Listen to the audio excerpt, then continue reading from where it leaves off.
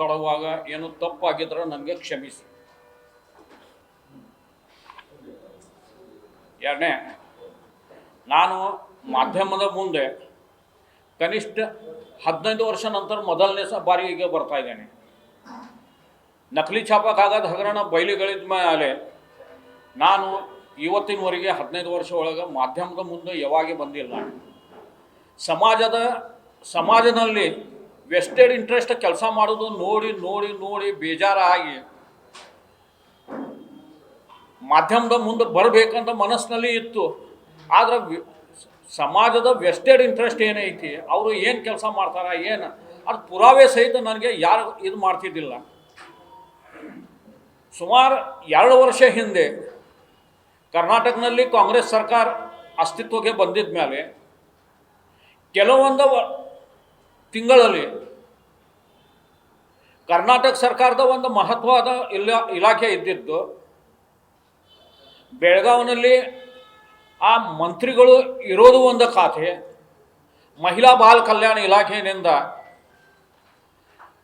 ಇಲಾಖೆಯಲ್ಲಿ ಸರ್ಕಾರಿ ನೌಕರಿ ನಾವು ನಿಮಗೆ ಕೊಡ್ತೇವೆ ಅಂತ ಹೇಳಿ ಅಮಾಯಕ ಯುವಕ ಮತ್ತು ಯುವತಿಯರಿಗೆ ಅವ್ರದ್ದು ಕಾಗದ ಪತ್ರ ಪಡೆಯೋದು, ಅವ್ರ ಕಡೆಯಿಂದ 5 ಲಕ್ಷ ಕೊಡಿ, 10 ಲಕ್ಷ ಕೊಡಿ, ಹೀಗ ಅವ್ರಿಗೆ ದುಡ್ಡಿನ ವ್ಯವಸ್ಥೆ ಮಾಡಲಿಕ್ಕೆ ಹೇಳೋದು.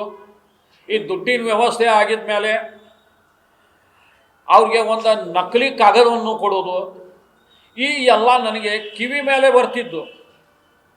ಆದರೆ ನನ್ನ ಹತ್ರ ಯಾವುದು ಡಾಕ್ಯುಮೆಂಟ್ ಬರ್ತಿದ್ದಿಲ್ಲ. ಯಾಕಂದ್ರೆ ನಾನು ಯಾವುದು ಡಾಕ್ಯುಮೆಂಟ್ ಇಲ್ಲದೆ ಯಾರ ಮೇಲೆ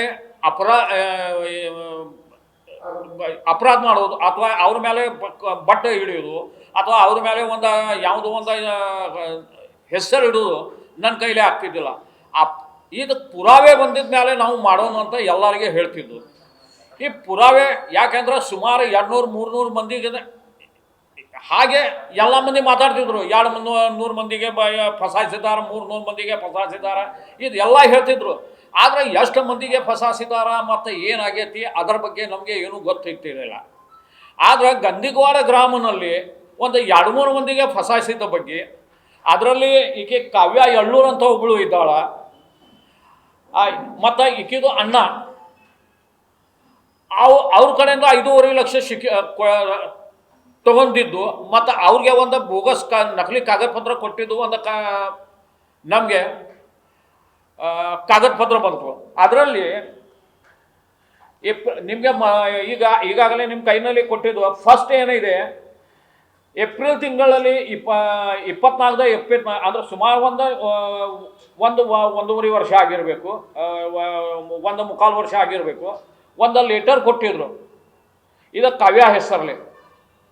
ಇದಾಗಿದ ಮೇಲೆ ಅಂದ್ರೆ ಅಪಾಯಿಂಟ್ಮೆಂಟ್ ಆರ್ಡರ್ ಕೊಡೋದು, ಇದರಲ್ಲಿ ಕರ್ನಾಟಕ ಸರ್ಕಾರದ ಲೋಗೋ ತಗೊಳ್ಳೋದು, ಕರ್ನಾಟಕ ಸರ್ಕಾರದ ಮಂತ್ರಿಗಳ ಹೆಸರು ತಗೊಳ್ಳೋದು, ಮತ್ತು ಅವ್ರಿಗೆ ಒಂದು ನಕಲಿ ಆದೇಶದ ಪ್ರತಿ ಕೊಡೋದು. ಇದರಲ್ಲಿ ಸರ್ಕಾರದ ಆದೇಶ ಸಂಖ್ಯೆ OSUE 420 AMC 2023 ಬೆಂಗಳೂರು ದಿನಾಂಕ ಇದೆಲ್ಲ. ಅಂದರೆ ಸರ್ಕಾರದ ನಕಲಿ ಆದೇಶ ಪತ್ರಗಳನ್ನು ಸೃಷ್ಟಿಸಿ ಅದನ್ನು ಖರೆ ಐತಿ ಅಂತ ತಿಳಿದ ಅದು ಎಲ್ಲರ ಕೈಯಾಗ ಕೊಡೋದು. ಮತ್ತು ಇದು ಕೊಟ್ಟಿದ ಮೇಲೆ ಅವರು ಅದು ಇಲಾಖೆಗೆ ಸಂಬಂಧಪಟ್ಟ ಇಲಾಖೆಗೆ ನಮಗೆ ನೌಕರಿ ಕೊಟ್ಟಿದ್ದಾರೆ ಮತ್ತು ನಾನು ಎಲ್ಲೇ ಹೋಗ್ಬೇಕಂತ ತಿಳಿಸಿದ ಮೇಲೆ ಇದು ನಿಮ್ಮದು ಕಾಗದ ಪತ್ರ ನಕಲಿ ಇದೆ ಅಂತ ಹೇಳಿದ್ದಾರೆ. ಹಿಂದಿಗಡೆ ಅವನಿಗೆ ಮತ್ತೆ ದುಡ್ಡು ಕೊಟ್ಟವನ ಮಂಜುನಾಥ್ ಮಲ್ಸರ್ಜಿ ಮತ್ತು ಸಂಗನಗೌಡ ಪಾಟೀಲ್. ಮಂಜುನಾಥ್ ಮಲ್ಸರ್ಜಿ ಫಸ್ಟ್ ಕಾವ್ಯ ಎಳ್ಳೂರು ಜೊತೆಗೆ ಸಂಪರ್ಕ ಮಾಡಿದಾಗ ನನ್ನ ಮೇಲೆ ವಿಶ್ವಾಸ ಇಲ್ಲದಿದ್ರೆ ಮಹಿಳಾ ಬಾಲ ಕಲ್ಯಾಣ ಇಲಾಖೆಯಲ್ಲಿ ಒಂದು ನಮ್ಮ ಅಣ್ಣ ಇದ್ದಾನ ಸಂಗನಗೌಡ ಪಾಟೀಲ್, ಅವನ ಜೊತೆಗೆ ನೀನು ಮಾತಾಡೋಂಥ ಫೋನ್ನಲ್ಲಿ ಸಂಪರ್ಕನ ಮಾಡಿ ಆ ಸಂಗನಗೌಡ ಜೊತೆಗೆ ಮಾತಾಡಿದ ಮೇಲೆ ಅದು ಸಂಗನಗೌಡ ಯಾರು ನಮಗೆ ಗೊತ್ತಿಲ್ಲ ಅಂತ ಹೇಳಿದ ಮೇಲೆ ಕಾವ್ಯ ಅದು ಸಂಗನಗೌಡದು ಒಂದು ಫೋಟೋ ಮತ್ತು ಏನು ಸಂಬಂಧ ಐತಿ ಇದು ಎಲ್ಲ ಅವನು ಮಾಡ್ತಾನ ಅಂತ ಹೇಳಿ ಒಂದು ಫೋಟೋ ಅವನು ಅದು ಎಲ್ಲಿ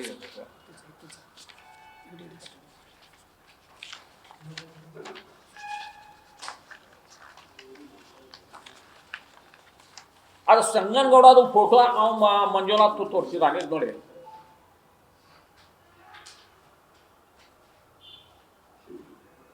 ಅಂದ್ರೆ ಈ ಸಂಗನಗೌಡ ಜೊತೆಗೆ ಮಾತಾಡಿದ ಮೇಲೆ ಈ ಫೋಟೋ ತೋರಿಸಿದ ಮೇಲೆ ನೆಟ್ನಲ್ಲಿ ಸುಮಾರು ಫೋಟೋ ಇದೆ ಸಂಗನಗೌಡದು ಇದೇ ರೀತಿ ಇದ್ದಿದ್ದ ಕಾರಣದಿಂದ ವಿಶ್ವಾಸ ಬಂತು.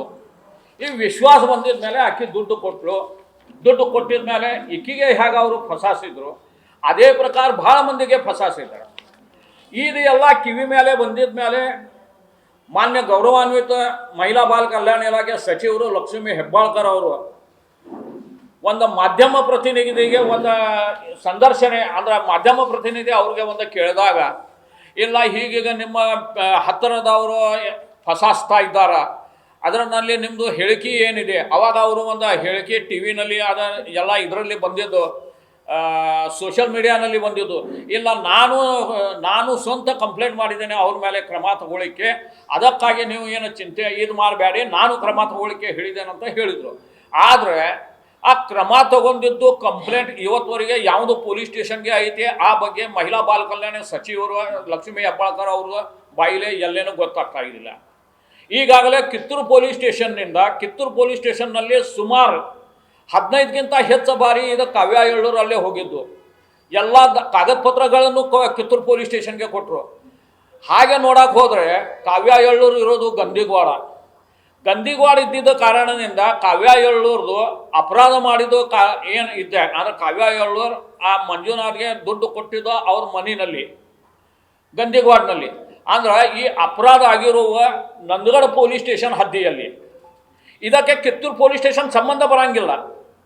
ಆದರೆ ಕಿತ್ತೂರು ಪೊಲೀಸ್ ಸ್ಟೇಷನ್ನವರು ಪದೇ ಇದು ಕಾವ್ಯ ಎಳ್ಳೂರು ಇರ್ಬೋದು ಅಥವಾ ಇದರಲ್ಲಿ ಯಾರ್ಯಾರಿಗೆ ದುಡ್ಡು ತೊಗೊಂಡು ಕೆಲಸ ಮಾಡಿದ್ದಾರೆ ಅವ್ರಿಗೆ ಇರ್ಬೋದು, ನೀವು ನಮ್ಮ ಕಡೆ ಬಂದ ನೋಟಿಸ್ ಕೊಡು, ಇದು ಮಾಡಿರಿ, ಏನು ಇದು ಮಾಡಿರಿ ಅಂತ ಕಿತ್ತೂರು ಪೊಲೀಸ್ ಸ್ಟೇಷನ್ನಿಂದ ಪದೇ ಇದು ಮಾಡ್ತಾಯಿದ್ರು. ಆದರೆ ಕಿತ್ತೂರು ಪೊಲೀಸ್ ಸ್ಟೇಷನ್ನಿಂದ ಅಂದರೆ ಮಹಿಳಾ ಬಾಲ ಕಲ್ಯಾಣ ಸಚಿವೆ ಒಂದು ಇದು ಟಿಪ್ಪಣಿ ಕೊಟ್ಟಿದ ಮೇಲೆ ಅವರು ಹೇಳಿಕೆ ಮೇಲೆ ಕಂಪ್ಲೇಂಟ್ FIR ಆಗಿಲ್ಲ. ಹಿಂದಿಗಡೆ ಕಾವ್ಯ ಎಳ್ಳೂರು ಕನಿಷ್ಠ 1.5-2 ತಿಂಗಳಿಂದ ಅಲ್ಲೇ ಕಾಗದ ಪತ್ರ ಕೊಟ್ಟಿದ ಮೇಲೆ FIR ಆಗಿಲ್ಲ. ಹಾಗೆ ನೋಡಕ್ಕೆ ಹೋದ್ರೆ ಕರ್ನಾಟಕ ಸರ್ಕಾರದ ಲೋಗೋ ಇರ್ಬೋದು, ಕರ್ನಾಟಕ ರಾಜ್ಯಪಾಲರದ್ದು ಸಹಿ, ಈಗ ನಿಮ್ಮ ಕಡೆ ಕೊಟ್ಟಿರುವ ಕಾಗದ ಪತ್ರನಲ್ಲಿ ಕರ್ನಾಟಕ ಸರ್ಕಾರದ ನಡವಳಿಕೆಗಳನ್ನು ಅಂತ ಒಂದಾಗಿದೆ. ಅದರಲ್ಲಿ ಕರ್ನಾಟಕ ರಾಜ್ಯಪಾಲರ ಆದೇಶಾನುಸಾರ ಮತ್ತು ತಳಗ ತಾವರ್ಚಂದ್ ಗೆಹ್ಲೋಟ್ ಅಂತ ಸಹಿ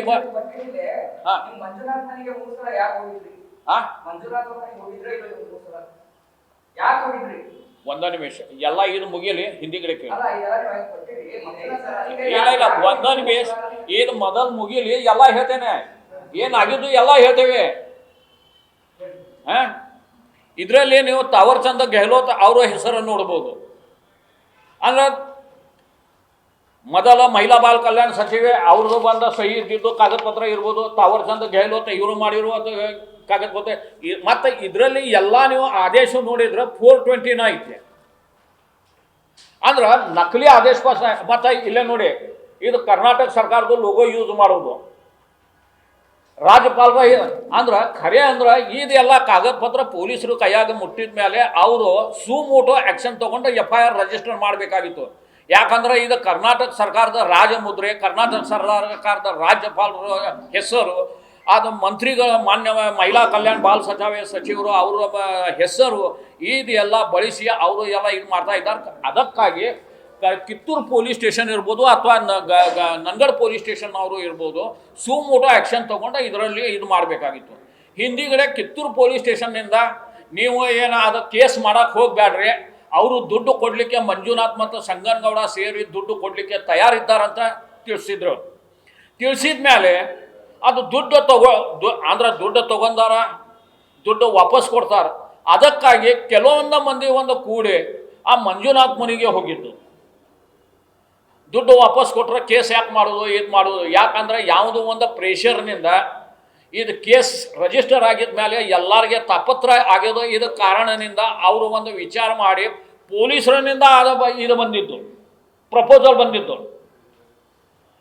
ಅಂದ್ರೆ ಪೊಲೀಸರು ಪ್ರಪೋಸಲ್ ಬಂದಿದ್ದು ಅಂದ್ರೆ ಏನ, ಪೊಲೀಸರದು ಡಬ್ಬಲ್ಗೆ ಇದ್ದು. ಇದರಲ್ಲಿ ನೀವು ದುಡ್ಡು ತಗೊಳ್ರಿ, ಇಲ್ಲಾಂದ್ರೆ ಅದು ಕೇಸ್ ರಿಜಿಸ್ಟರ್ ಮಾಡಿದ್ರೆ ನಿಮ್ಮದು ಎಲ್ಲ ದುಡ್ಡು ಪಂಗನಾಮ ಆಗ್ತಿದೆ, ನಿಮಗೆ ದುಡ್ಡು ಸಿಕ್ಕಂಗಿಲ್ಲ, ಏನೂ ಆಗಂಗಿಲ್ಲ. ಹೀಗೆ ಒಂದು ದಬಾವ್ ಹಾಕಿ, ಪ್ರೆಷರ್ ಹಾಕಿ ಪ್ರತಿಯೊಬ್ಬನಿಗೆ ನೀವು ದುಡ್ಡು ತಗೋರಿ ಮತ್ತು ಎಷ್ಟು ದುಡ್ಡು ತಗೋತಾರ ಅದನ್ನು ತಗೊಳ್ರಿ. ಅಂದರೆ ಇವರು ದುಡ್ಡು ಕೊಟ್ಟಿರುವ ಅಂದ್ರೆ ಸರ್ವಸಾಧಾರಣ ಒಂದು 35 ಲಕ್ಷಕ್ಕಿಂತ ಹೆಚ್ಚು ದುಡ್ಡು ಕೊಟ್ಟಿದ್ವು.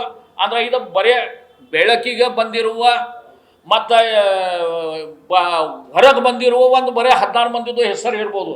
ಆದರೆ ಇದಕ್ಕಿಂತ ಹೆಚ್ಚು ಮಂದಿ ಕಡೆಯಿಂದ ದುಡ್ಡು ತೊಗೊಂಡಿದ್ದು.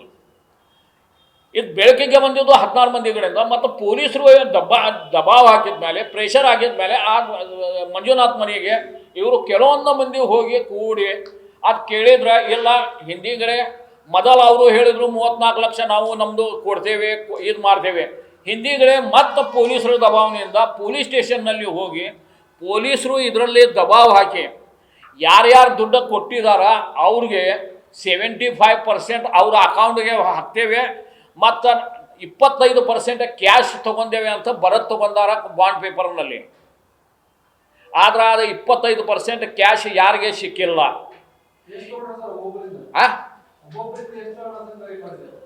ಒಬ್ಬನ್ ಈಗ ಇದು ಕಾವ್ಯ ಎಳ್ಳೂರು ಕಡೆಯಿಂದ 4.5 ಲಕ್ಷ ತೊಗೊಂಡಾರ, ತಮ್ಮ ಕಡೆಯಿಂದ 1 ಲಕ್ಷ ತೊಗೊಂಡಾರ. ಮತ್ತು ಎಳ್ಳೂರು ನಮ್ಮ ಖಾನಾಪುರ ತಾಲೂಕಿನಲ್ಲಿ ಊರ ಯಾವ್ದು 3.5 ಲಕ್ಷ. ಅಂದ್ರೆ ಹೀಗೆ ಯಾರ್ಯಾರ ಕಡೆಯಿಂದ ಎಷ್ಟೆಷ್ಟು ದುಡ್ಡು ತೊಗೊಂಡಾರ ಆ ಪ್ರಕಾರ ಯಾರಿಗೆ 35,000 ಪಗಾರ ನೇಮಕಾತಿ ಆದೇಶ, ಯಾರಿಗೆ 38,000 ನೇಮಕಾತಿ ಆದೇಶ, ಯಾರಿಗೆ 40,000 ನೇಮಕಾತಿ ಆದೇಶ, ಹೀಗೆ ಎಲ್ಲ ಬೋಗಸ್ ಆದೇಶ ಪತ್ರಗಳನ್ನು ಕೊಟ್ಟಿದ್ದಾರೆ. ಅದ ಹೇಳ್ತಾನೆ. ಇದು ಎಲ್ಲ ಆಗಿದ ಮೇಲೆ ಇದು ಪ್ರೆಷರ್ ಹಾಕಿ ಕೆಲವೊಂದು ಮಂದಿ ದುಡ್ಡು